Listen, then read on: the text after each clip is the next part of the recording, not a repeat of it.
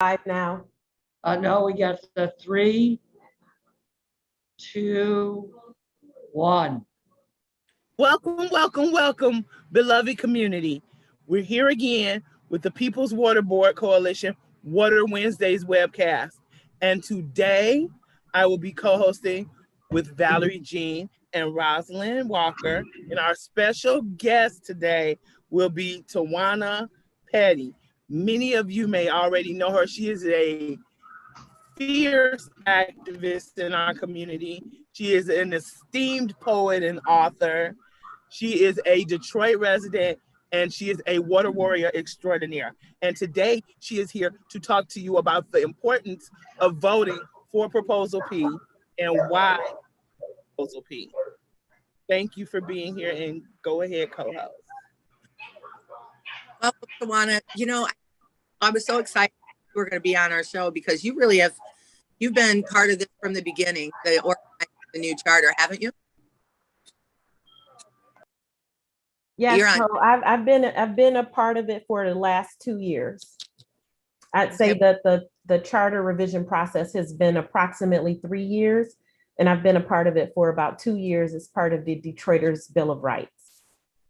And what the people that were in the room, right? They're Detroiters that helped create this, right?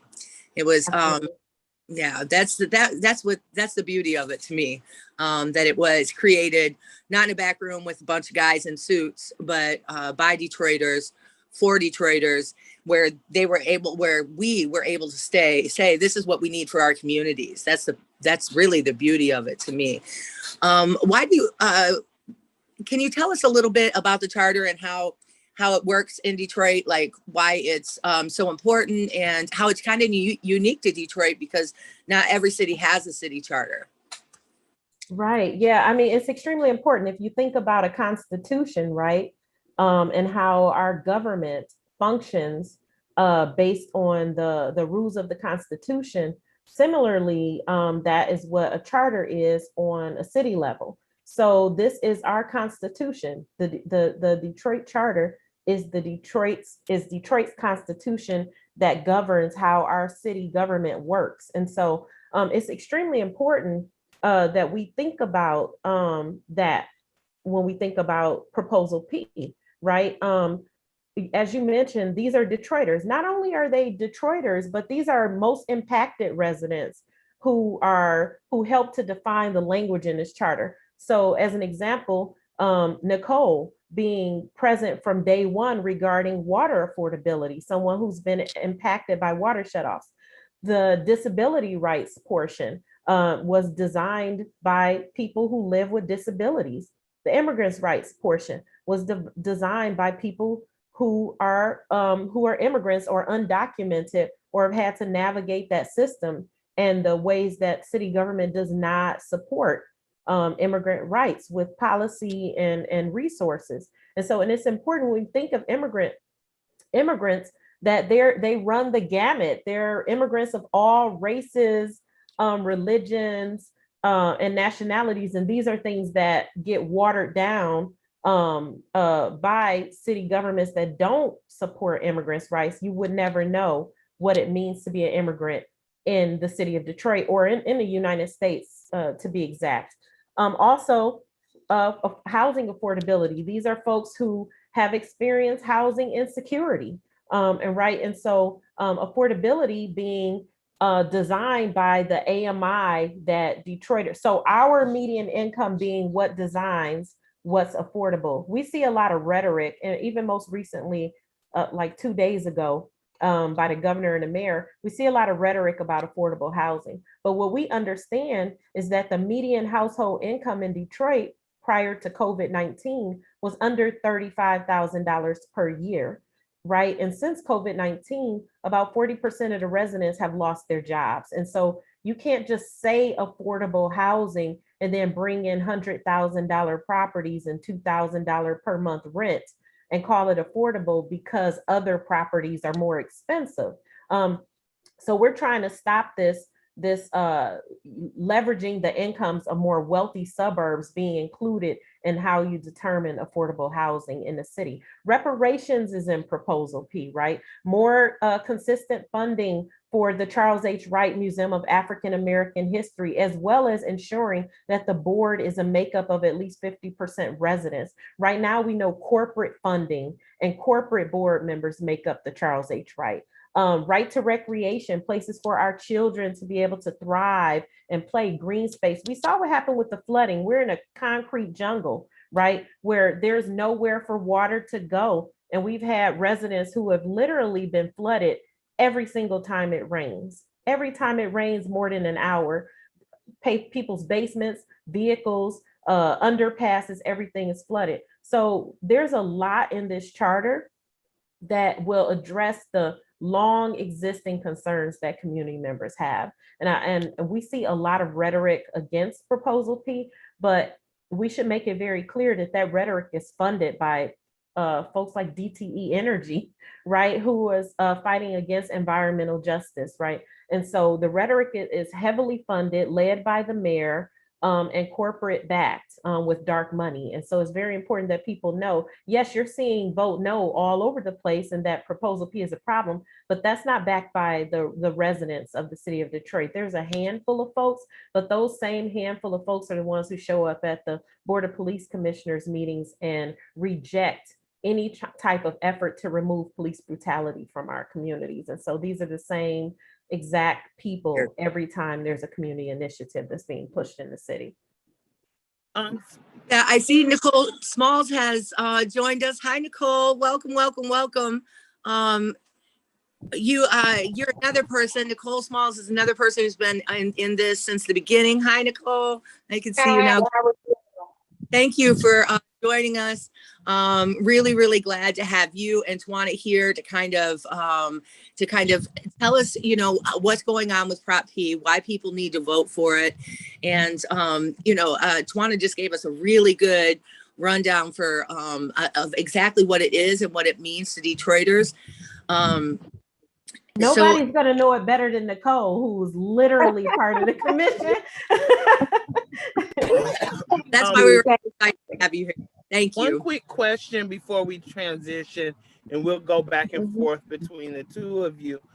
Tawana, what I really wanted you to touch on was what you were saying in regards to police brutality, because I know part of the work you did on the charter revision was centered around the facial recognition and things of that nature. Could you speak a little more about that? Yeah, the conflation between surveillance and safety has sent us up a river with no paddle. And unfortunately, Detroit being a predominantly Black city, there isn't a lot of political will to not surveil us, right? Most of the cities, states, and counties, all but one, that have been successful in removing mass surveillance out of their communities have been predominantly white. So the communities where this technology is most accurate are the ones who are being successful with banning it and getting rid of it and having strong ordinances against it. And so I recognize that we're in an uphill battle. I will say that the Charter Commission did a lot with trying to rid us of mass surveillance. Unfortunately, we didn't succeed with that, but there is a provision to have strong oversight of the technology within the charter. In addition to that, though, demilitarization of policing. We saw what happened with the protests this past summer, where, you would have thought that our police was at war in the middle of the streets against peaceful protests, right?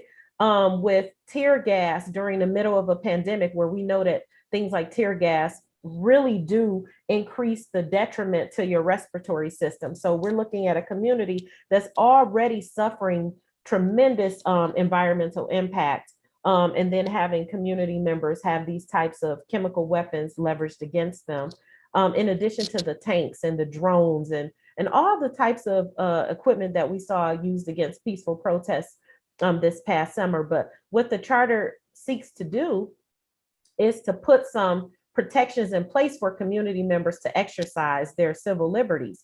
And so, like, pulling away this military equipment from law enforcement, putting these protections in place so that you are not assaulted for doing what you should be doing under the Constitution. And so there's a greater oversight of our civilian oversight body, which is our Board of Police Commissioners, which currently exists with a lot of former law enforcement officers. It meets inside of police headquarters. You literally have to go to the real-time crime surveillance center to voice your concerns in police oversight. And so what the charter seeks to do is remove that conflation between law enforcement and its civilian oversight body, which is supposed to oversee law enforcement. I think it's very important to drive home the fact that I think it's very important to drive home the fact that this charter will protect those officers who choose to do right? So law enforcement officers who want to be able to go to a civilian oversight body and say, I've been wronged, might actually have some equity in their own voices if this oversight body is more equitable. So the problem we have now is that the oversight body currently functions as an extension of law enforcement. And I think it's important for people to understand, we want to open up an opportunity for those officers who see wrong to also have a mechanism to whistleblow and to be protected. And so this city constitution offers up a window for law enforcement to have a better, more equitable oversight body should they decide to take off the uniform and be clear about the line between that uniform and being a human being. And so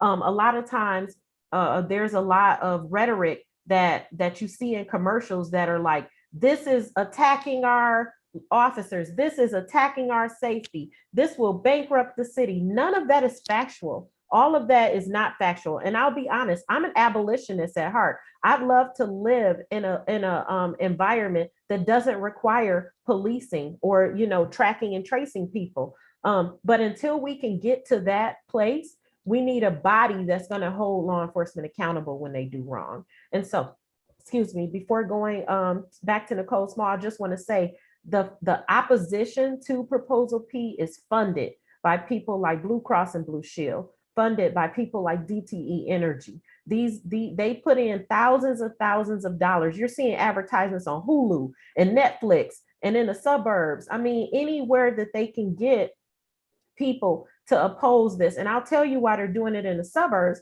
They're doing it in the suburbs because they know most law enforcement officers don't live in the city. They know most law enforcement officers, even retired ones, don't live in the city. So they're reaching far beyond the borders of Detroit and trying to get those folks who have pensions to be afraid to support this proposal and to rally up against it, like they always target seniors when it comes to innovative, equitable initiatives in the city. So it's the same game plan that they've been doing for decades, but it's been strengthened under Duggan's oversight.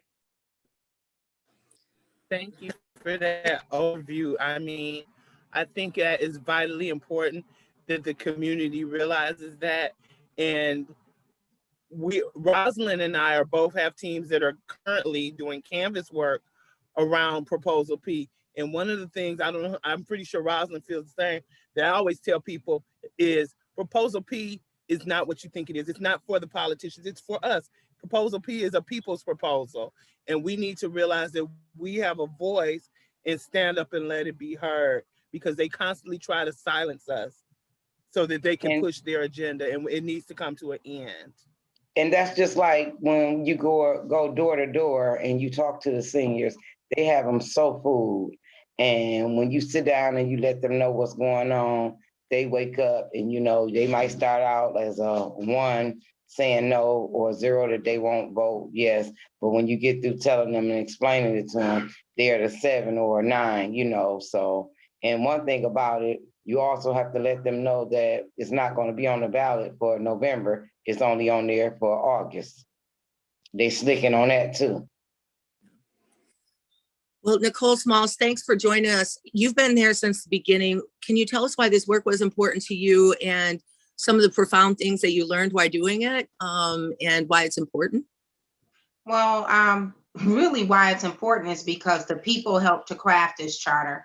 I also think that there's a false narrative being promoted by the opposition that, you know, it was just the 9 commissioners who crafted this document. Let's be clear. And thank you, you know, for this opportunity. But more importantly, thank you for bringing me on with someone who was so engaged in this process, who did her research and her due diligence to make sure that the proposal that came forth around policing and surveillance technology, you know, was full of a lot of facts and lived experiences from a Detroiter. So, you know, I'm so grateful for the work that Tawana has done and others. That's why it's important to support Proposal P. We received more than 530 some odd proposals from Detroiters all across this city. And I tell people all the time, let's be clear, no other governmental, local government entity or administration for the city of Detroit has received that level of engagement from Detroiters in writing. Now, there are times where we were filling up the community rooms and the neighborhood associations a lot more than we do now, even before the pandemic. But with that said, right now, we're always being told that we have an illiteracy rate of more than 50%. So just process that part, that we received more than 530 some odd proposals from Detroiters saying, this is what I want to see changed in my local government. This is why this is so critical. The things that Detroiters have been asking for in these proposals, the revisions that we have approved as a commission, have been long-standing issues on the books, and Detroiters have been asking for administration after administration, hey, I need affordable water. Hey, the rent is out of control. We need rent control, right? We need affordable housing. We need police officers to make sure that they're actually here to protect and serve our communities and not just here to abuse their power. Listen, we need to make sure we have more equitable development. And, you know, we need a commission of African Americans and reparations. You know why? Because we haven't received reparations as the supermajority of residents in this city. That's why it's so important. They tried going to the elected officials for city council, and it fell on deaf ears for the majority.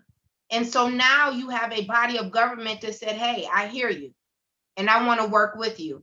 I'll work to approve what we can without violating the law. There were some things in there that I wanted that we didn't get, but guess what?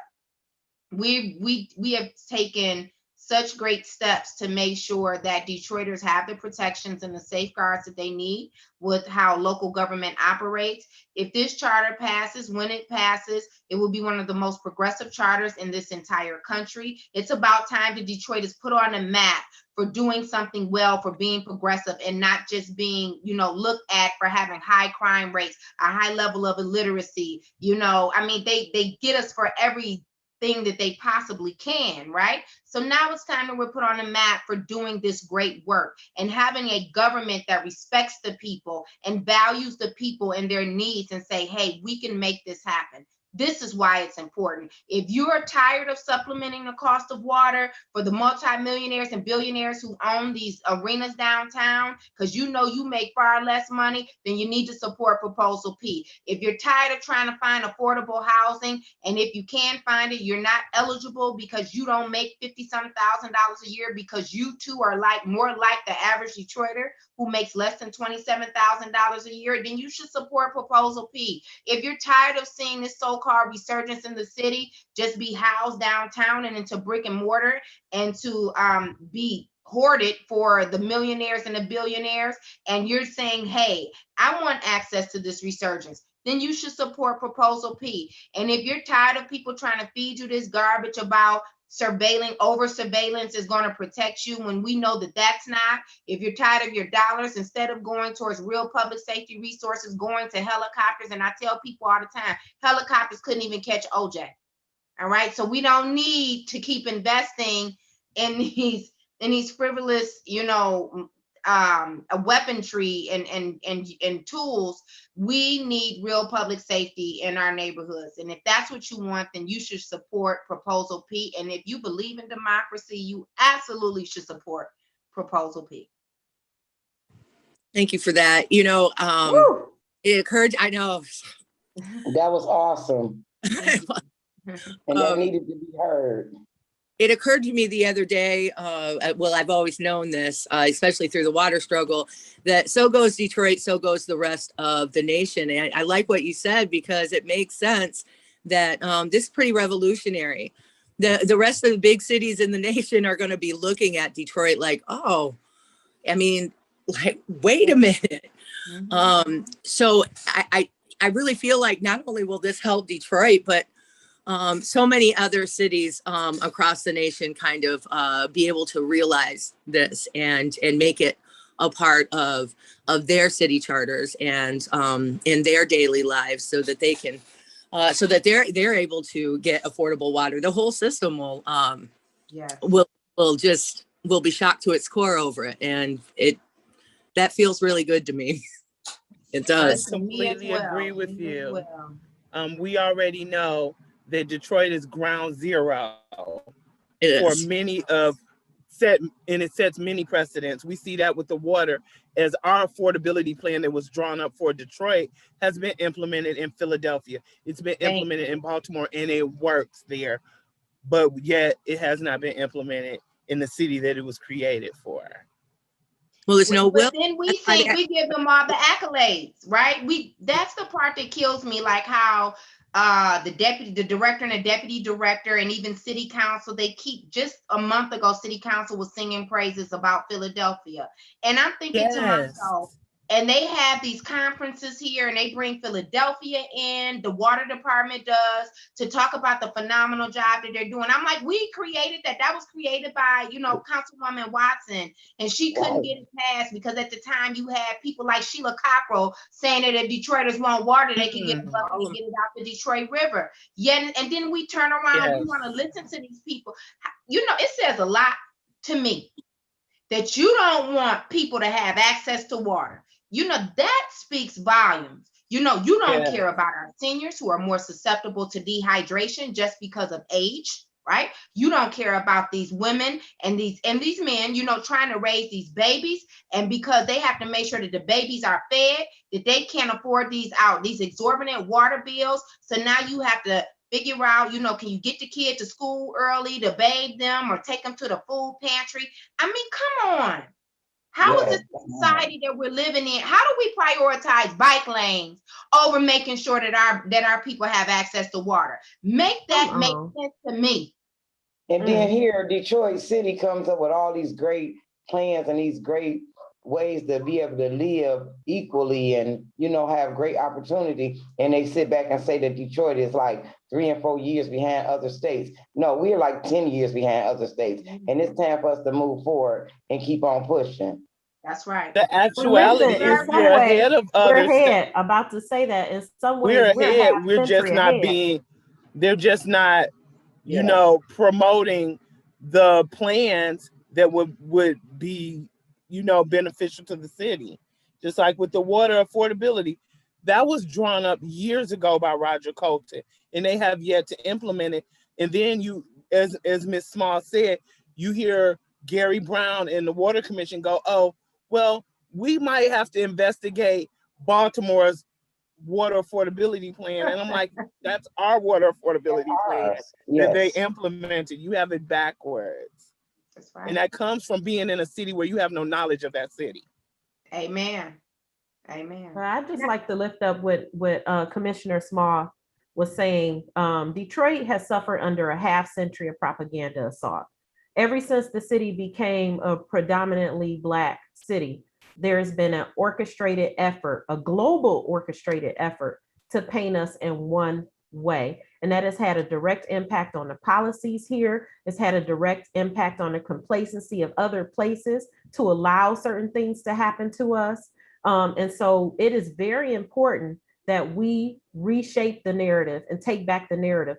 Almost as the narrative is just as important as getting the actual policy passed.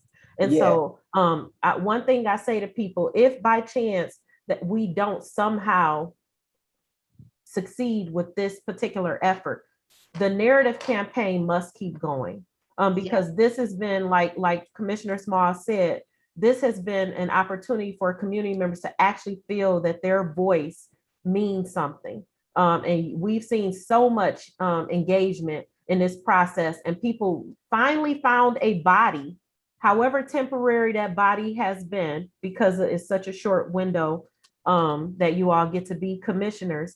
But they finally found a body that was receptive, that was listening, that was taking in the suggestions and implementing them into policy.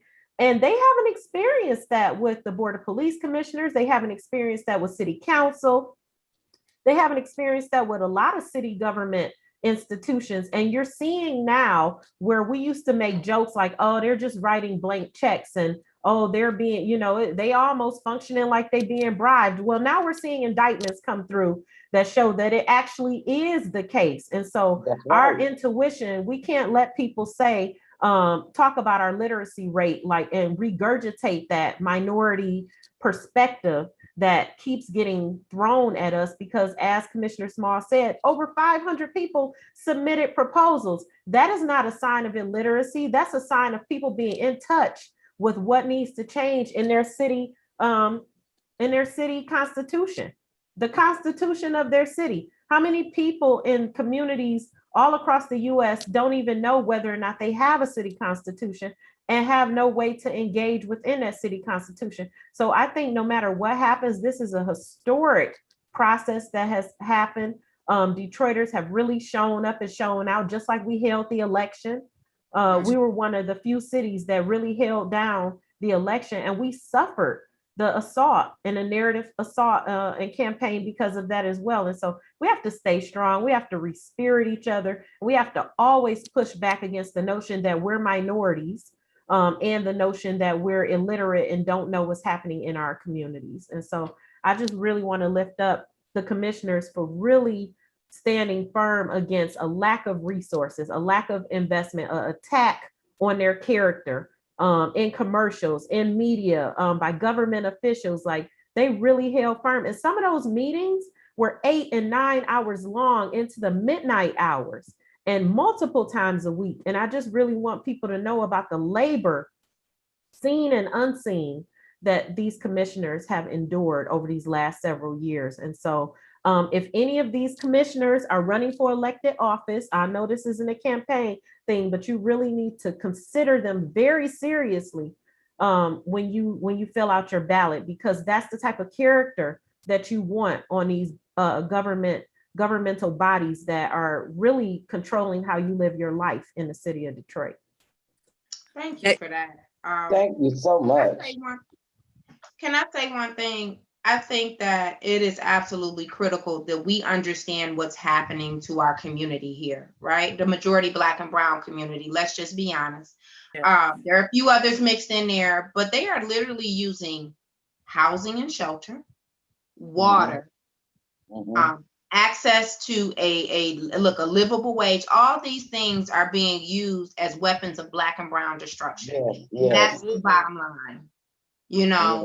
They want to destroy our communities. I want you to think about what happens when people don't have access to water. See, it's more than just about bathing. You're supposed to consume so much water every day. And if you have access to it, now they don't care anything about, they want to fill up the pipes with lead, so it's that other part of it. But you have women who definitely need to stay hydrated, when they have babies, if they're breastfeeding, if you're not, if you make a Similac, then you got to put water in that. I mean, either way it goes, right? You need access to water. You need access to water even when you're cleaning your house, so you can get some of the out. This is why I'm telling you, this is just a weapon of Black and Brown and poor destruction is what they're trying to uproot us to anywhere. They don't care. Yes. I drink a gallon a day. I can't imagine not having access. I put this back. In my childhood, I experienced not having access to water, but I did not experience it as an adult. So I remember the water hoses being passed through the window, okay? And sharing water. But as an adult, as a parent who has to take care of your children, knowing that you can lose them, knowing that your house can be condemned, knowing that you could die and they could, your children could could And I get lived it. disease and And exactly. knowing that they gotta go to school unclean and other kids are cruel, So you they know. can torment them and bully them because they Right, you hygiene know, not up and to that's par. the saddest thing in the world to have to do, you know, and it's Well, just over it. unhuman now. It's not just Children the fear of your children being bullied. It's also this fear because school officials are mandated reporters. Mhm. So you They- always have that fear of even if I send my child to school, will my child come home? That's right. Or will they come and take them from school? And I've seen CPS do it. I That's want the- y'all to think about the governor right now. Now, definitely don't vote for Chief Craig to be the next Oh, governor. Lord, no. But we got to really hold accountable this Tawana. current governor as well, because the reason why we're in this fight in the first place is because she decided to oppose the people's will and suppress our vote. And that's very important for Absolutely. people who are, singing praises and giving her and lifting up, giving her Cardi glasses or whatever that mess was. Right. But that's very important for us to really hold to account, even the people who do some things right.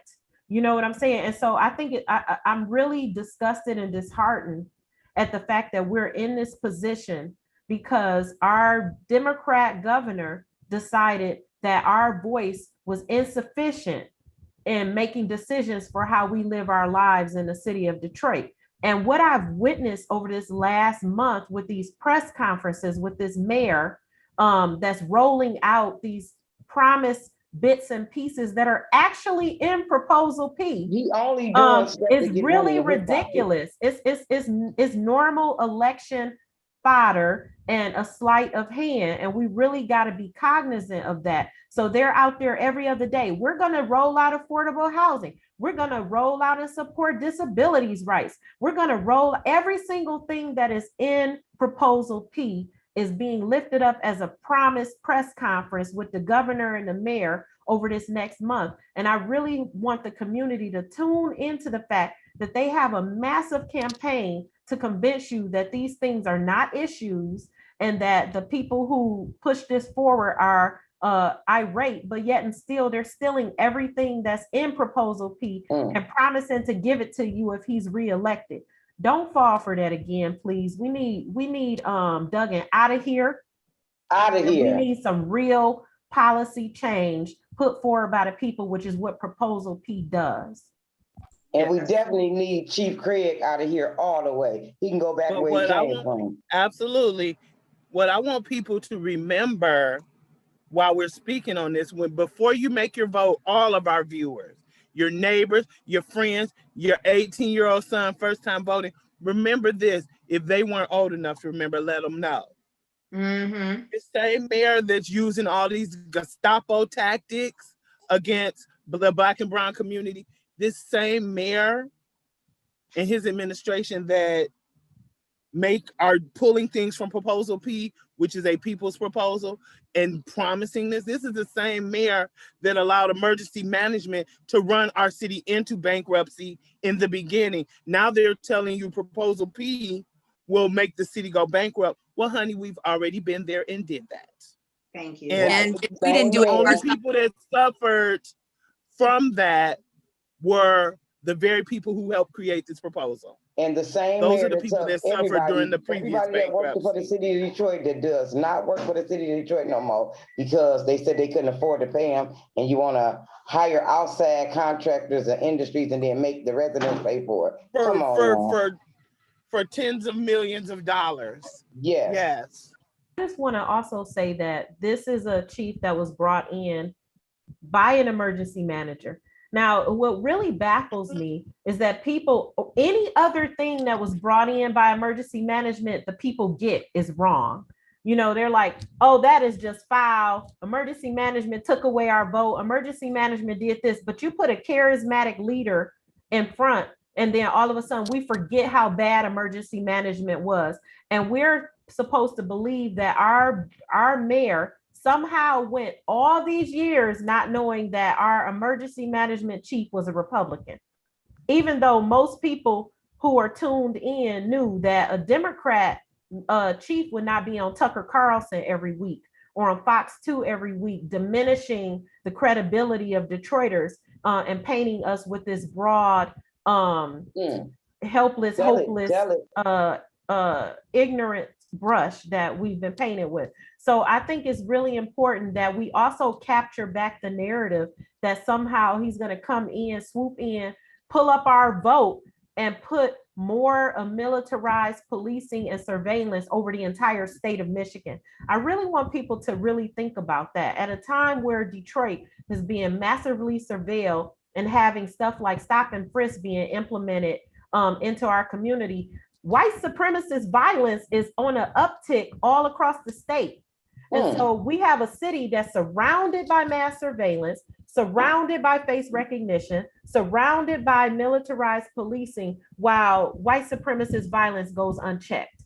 We saw it play out when the police department escorted white supremacists through the city and made sure they were protected. And then within months, were tackling and brutalizing BLM peaceful protests. And I just really want us to be clear about the type of culture that we're seeing laid out.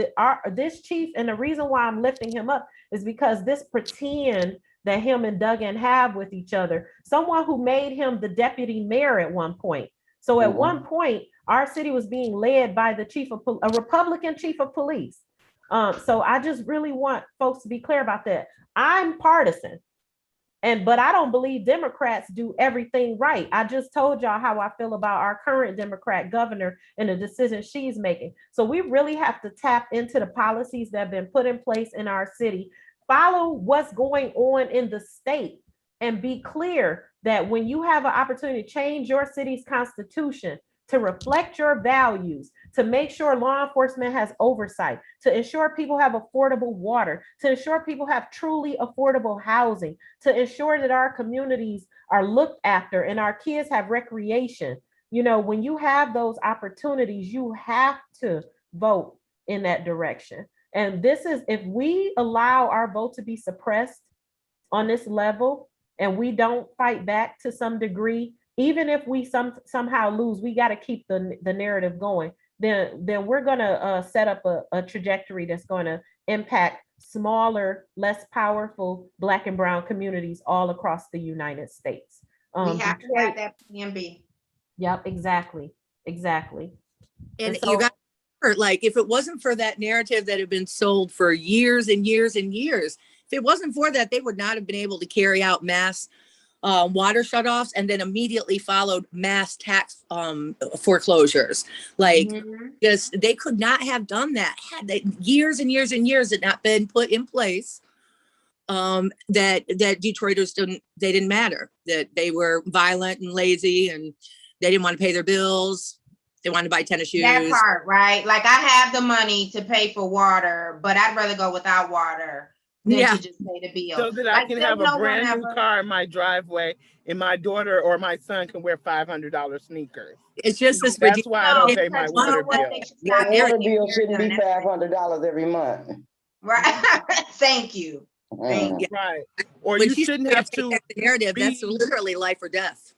You shouldn't have to be one of the people who has ruined their credit because you had a $5,700 water bill and everyone refused to investigate it at the water department. And you did your own investigation and found out that there were fraudulent accounts in your name. Yeah. You know, the thing is, my thing is this too. Also, here you have a person that was in law enforcement forever and ever. Now he's over the water. Come on. Don't give me. No, wait a minute. Did you see that the lady, the head of the regional water authority is stepping down? Yet and still, we just gonna keep Gary Brown, right? Right. Why is it that our standards have to be so low in this doggone city that we just have to accept it? We are the path to least resistance, and that's the part that really frustrates me with our community.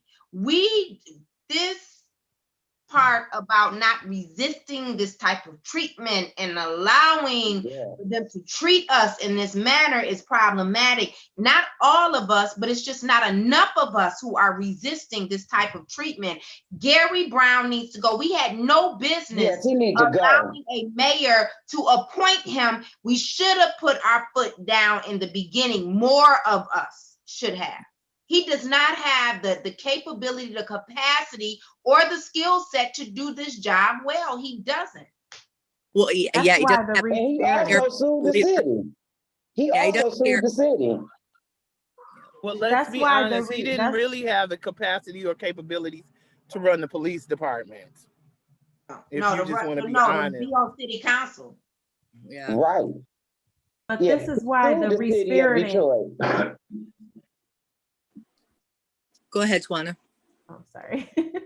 But this is why the respiriting is so important. The orchestrated half-century narrative campaign that's been waged against Detroiters really does it despirits you, and it makes you feel that your voice is not valuable, that you're not going to be able to make an impact either way. I remember growing up in DPS, Detroit Public Schools, and being told regularly that I had to grow up and get out of here, that the only way that I was going to make a valuable contribution to society was to not be in Detroit.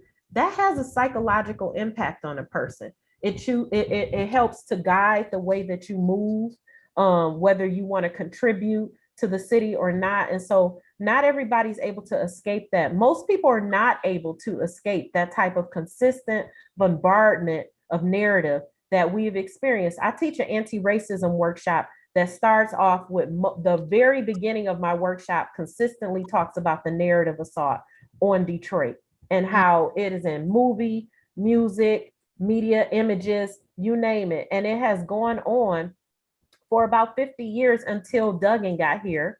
And then it was like, is it time to change the narrative of Detroit? There was an actual article that said, is it time to change the narrative of Detroit? Because they wanted investors to now look at Detroit seriously. And so our young people are coming up through that. And it's very important that we teach them about this false narrative and we help to respirit them so that they can feel empowered to contribute to the political landscape in the city, as well as the elders who have been beaten into the ground and being attacked with fear tactics by law enforcement and city government. And so they feel like a lot of them feel like their only contribution is to side with the folks who have made them feel afraid of the rest of us. And so it's a very orchestrated strategic campaign. I remember there was a news article written several years ago. I forget who the journalist was who talked about Duggan's media strategic campaign, and he plays on those consistent fears of elders.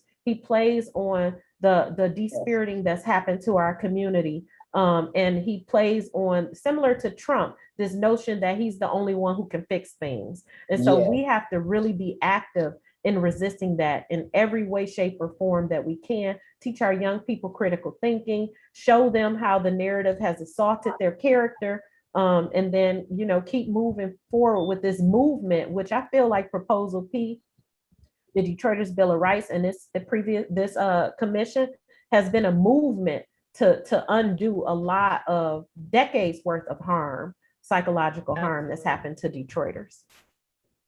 That's why it's so important. Agree, Tawana. Go ahead. I never just run into the voting booth and I'm happy to be voting. I go in, I do it, but I figure I do my civic duty every day and organize. But this time, I'm not only am I going to be running into the voting booth for the first time in my entire life, kind of really excited, feeling like we're doing something that really matters for the first time in my entire life, and I'm 46. I'm going to be taking all my neighbors with me. Like, this is the first time I actually was like, no, come on, let's go. We're going. Yeah. Let's get your sign in your yard, and let's make sure we know how you're about to get there, how I'm about to get there, how we're all about to get there. And it's kind of a weird new thing for me. I couldn't have done it without this, without the work that was done and in creating Proposal P. I've just never experienced it. It's a new experience for me. I'm going to be jogging into the voting booth.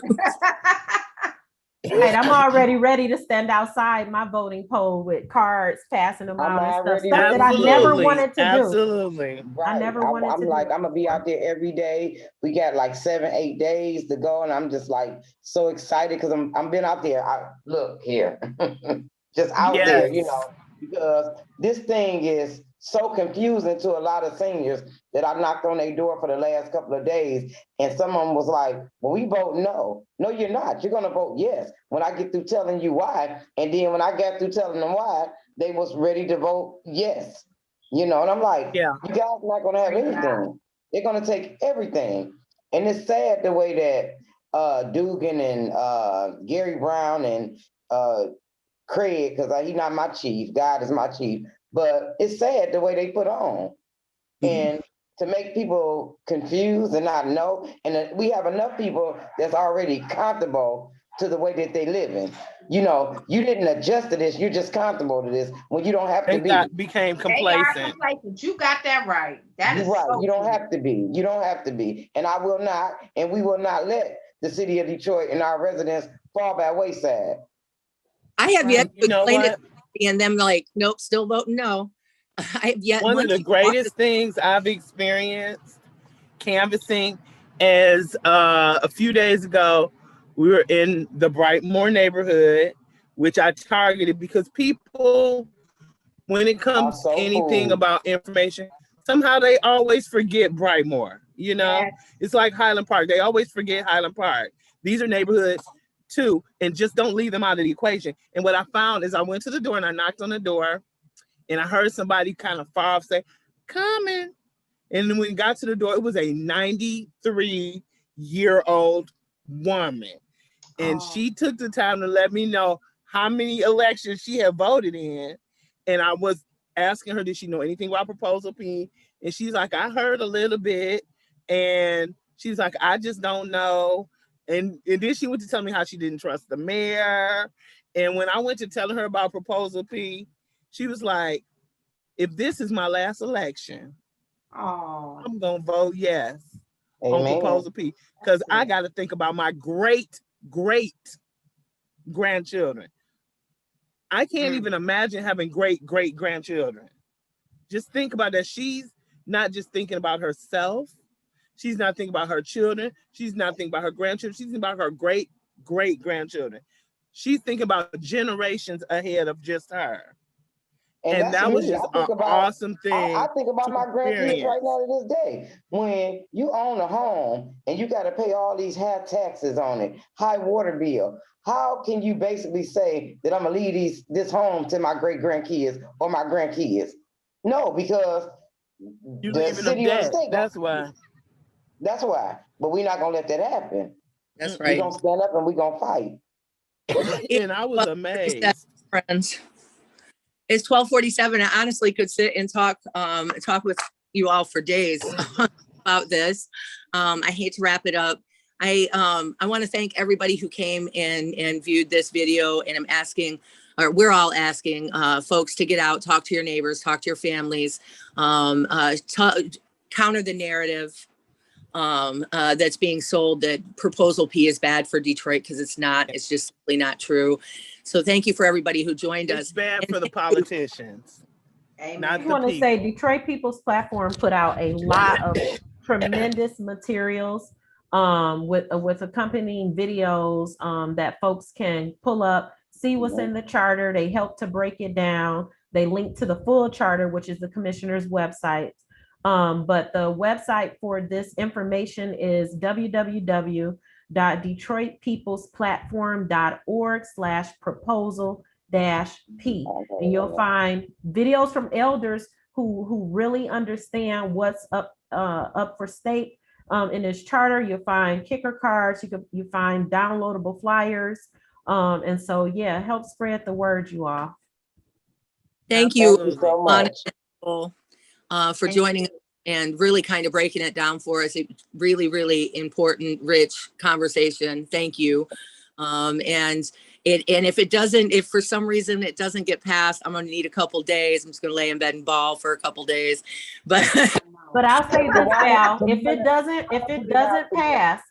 it doesn't pass, hold the mayor and the governor accountable to these press conferences Absolutely. that they're holding with all these pieces that they've stripped from Proposal P and promised to implement. So it's a movement, y'all. It's a movement. It's not a moment. It's a movement. And we got to keep moving no matter what happens on August 3rd. And it's several different ways in a cat. We are not done here. It will really be in their best interest to just go ahead and let us pass this thing right now. Because it's not going to be in their favor if they don't, because we are going to be relentless. That's right. Absolutely. That's what I was just about to say. We're not going to sit in the bed and ball, Valerie Jean. okay, maybe a couple strategize, regroup, and come out swinging again. That's what we're going to do. You can have 2 days, Val. You can have. You know what they say, monkeys don't stop no show. I'm not going to say one because we know there's more than one monkey behind this. But monkeys don't stop no show. We're going to throw bananas and keep it moving. That's right. That's what we're going to do. Tawana broke it down better than anybody else could have broke it down to let the whole city know that vote yes. Yeah. Right. Thank you, everyone. Thank you, Today. we really appreciate you taking the time out your schedule to join us. Thanks, Commissioner Small. And good Thank luck. Thank you. I mean, on a personal note, separate from Detroiters' Bill of Rights, I voted for you. I appreciate I it. did too. Yeah. Thank you. Yeah. Love to see comparable, powerful Black women in That's power. So Yes. yes. That's We the right. best support system for each other. That's what people need to realize. That's And right. they just don't know Absolutely. women. Oh, That's right. I, Bye, all right. everyone.